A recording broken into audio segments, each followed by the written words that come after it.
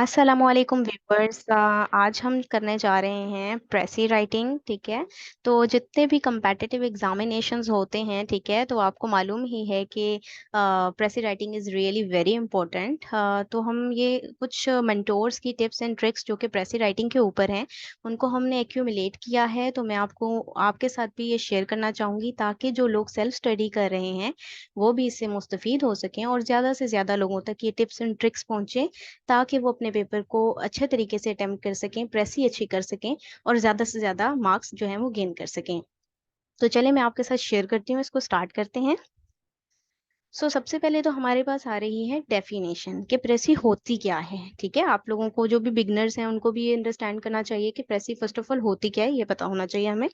प्रेसी should be written under a set pattern. ठीक है, एक पैटर्न के अंदर ही प्रेसी लिखी जाती है। और प्रेसी होती क्या है एक्चुअली में, आप देखते होंगे, आपको याद होगा उर्दू में आप तलखीस करते थे, ठीक है, छोटी क्लासेस में, यानी कि बहुत बड़े पैराग्राफ को छोटा करके दिखाया दिखाया जाए, यानी कि उसके मेन आइडिया, उसका मरकजी ख्याल बनाकर दिखा दिया जाए।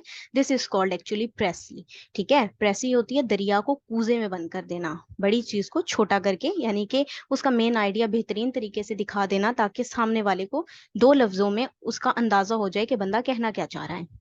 ठीक है, this is called actually precis. Precis should be one third of original passage. जो भी आपको पेपर में पैसेज दिया गया है उसका वन थर्ड होना चाहिए प्रेसी।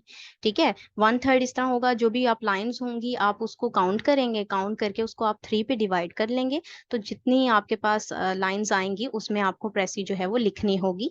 तो ये है जी बेसिकली डेफिनेशन प्रेसी की। ठीक है, आगे देखते हैं हम इसको कि हाउ टू रीड पैसेज। अब प्रेसी तो आपको पता चल गया है कि क्या चीज़ है, लेकिन अब आपके पास जो पैसेज दिया गया प्रेसी करने के लिए, वो पैसेज को किस तरह से हमने रीड करना है, इसकी भी कुछ टिप्स होती हैं। ठीक है, फर्स्ट ऑफ ऑल मैं आपको समझाती चलूं कि identify the irrelevant sentences in the passage. ठीक है, सबसे पहले तो मेन पॉइंट ये भी है कि जो प्रेसी पढ़ रहे हैं, जो भी फिलहाल बिगनर्स हैं, जो भी स्टार्ट कर रहे हैं, तो वो पैसेज को पहले एक मर्तबा पढ़ें।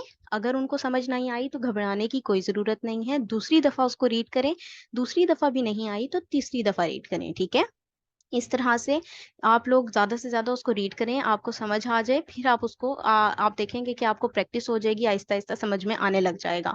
उसके अलावा अगर जब पेपर में आप जाते हैं तो पेपर में भी आपको यही जो है वो सजेस्ट करूंगी कि आप तब भी पेपर में भी दो मरतबा पैसेज को जरूर पढ़ें। ठीक है, पहली मरतबा ऐसा होता है कि हमें कुछ पॉइंट्स नहीं समझ आते, मगर दूसरी दफा में रीड करने से हमें वो बिल्कुल क्लियर हो जाता है। उसमें जब आप पैसेज को रीड करेंगे तो उसमें क्या होगा कि जो इररेलेवेंट सेंटेंसेस हैं, इररेलेवेंट से मुराद ये कि जब आपको पता है कि जब पैराफ्रेजिंग हुई हुई है, यानी कि राइटर जो लिख रहा है उसने बड़ा एग्जैजुरेट करके चीज़ों को बताया हुआ है, कुछ एक्स्ट्रा चीज़ें भी दी हुई हैं, डेफिनेटली उसने एग्जाम्पलीफाई किया हुआ है। तो जो हमारे पास एग्जाम्पल्स हैं उसको हमें कोट करने की ज़रूरत नहीं है, उनको हम पहले ही आइडेंटिफाई कर लेंगे कि दिस इज इररेलेवेंट। ठीक है जी, ये सेंटेंस इररेलेवेंट है, इररेलेवेंट है, इनको हम साइड पे कर लेंगे। उसके बाद आप क्या करेंगे, सेकंड में अंडरलाइन द डिफिकल्ट वर्ड्स। ठीक है, जो आपको डिफिकल्ट वर्ड्स नजर आ रहे होंगे उसको अंडरलाइन कर लेना है। एक्चुअली में उनको अंडरलाइन करने का मकसद क्या है कि हम एज इट इज अगर फॉलो करेंगे ना वही जो वर्ड्स लिखे हुए प्रेसी में, तो वो बैड इंप्रेशन जाता है। ठीक है, तो वो अच्छा नहीं होता, तो हम डिफिकल्ट वर्ड्स को अंडरलाइन इसलिए करते हैं ताकि उसकी जगह पर हम सिनोनियम्स यूज कर सकें। ठीक है, चेंज कर दें वर्ड्स को। आगे क्या है, अंडरलाइन द इंपॉर्टेंट सेंटेंसेस। अब आपने जब इररेलेवेंट सेंटेंसेस को आइडेंटिफाई कर लिया तो डेफिनेटली पीछे इंपॉर्टेंट सेंटेंसेस ही बच गए। अब इंपॉर्टेंट सेंटेंसेस पे भी आप छोटा सा आई भी लिख सकते हैं कि these are the important sentences भाई। ठीक है, तो अब उन जो भी आपके पास इंपॉर्टेंट सेंटेंसेस बने हैं ना उसी की आपने प्रेसी करनी है, क्योंकि इररेलेवेंट को तो आपने बिल्कुल साइड पे कर दिया, हट गए हैं। ठीक है, आधे पॉइंट्स तो आप हटा चुके हैं उसमें से। फिर क्या करना है, कलेक्ट पॉइंट्स फॉर प्रेसी मेकिंग। फिर अब जो इंपॉर्टेंट सेंटेंसेस हैं, जो अंडरलाइन वर्ड्स हैं, उनके उनके पॉइंट्स को कलेक्ट करना है, उसकी आपने प्रेसी बनाने की कोशिश करनी है। और एक और मजीद पॉइंट कि सेपरेट द कनेक्टर्स, कनेक्टर्स को भी सेपरेट कर लेना है।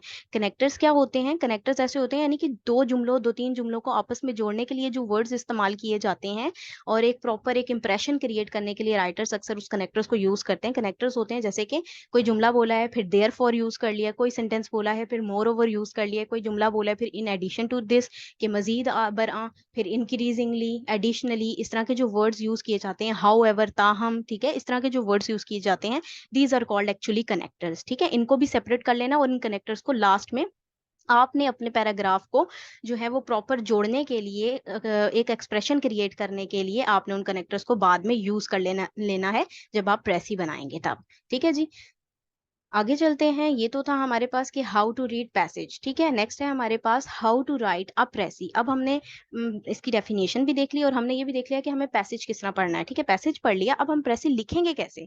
अब लिखने का तरीका भी देखना है। तो do not right quotations extra examples of writer, ठीक है।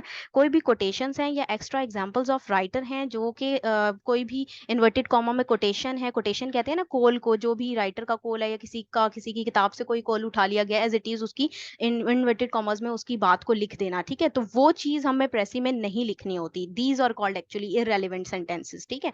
एग्जाम्पल्स को, कोटेशंस को साइड पे कर लेंगे, ठीक है, लिखते वक्त। उसके बाद क्या होगा, indirect form of narration like he instead of I. हमने इनडायरेक्ट फॉर्म ऑफ नरेशन इसमें लिखना है प्रेसी को, ठीक है। जैसे कि अगर राइटर मैं करके बात करे, like I do this, I am going to do this, ठीक है। तो आई की जगह हम आई नहीं है, हमें प्रोनाउन यूज करना है, हम वहां पर ही यूज करेंगे, ठीक है। हमने आई को यूज नहीं करना, ही और शी हम यूज करेंगे, ठीक है। प्रोनाउन यूज कर लेंगे, आई नहीं लगाना। इनडायरेक्ट नरेशन में लिखना है, ये आपने याद रखना है। आगे देखते हैं हम। Do not use interrogative sentences. सवालिया जो भी जुमले हैं ना, सवालिया जुमलों को भी हमने यूज नहीं करना प्रेसी लिखते वक्त, ठीक है।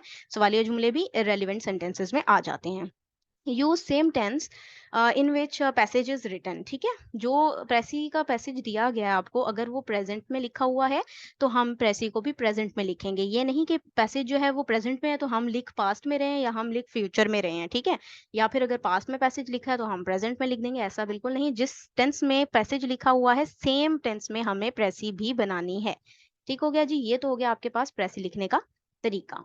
आगे हम देखते हैं how to identify the title of precis. Precis का टाइटल किस तरह लिखना है, ये भी एक अपने आप में एक टास्क है, ठीक है। तो आपने सर्च इन बिगनिंग और एंडिंग, यानी कि आप जब पैराग्राफ पढ़ लेंगे, रीड आउट कर लेंगे 2 या 3 मरतबा, उसमें या तो आपको दिख जाएगा स्टार्टिंग में ही, आपको नजर आ जाएगा कि ये टाइटल बहुत सूटेबल है इस प्रेसी के लिए, या एंडिंग में नजर आ जाएगा कि ये बहुत सूटेबल है।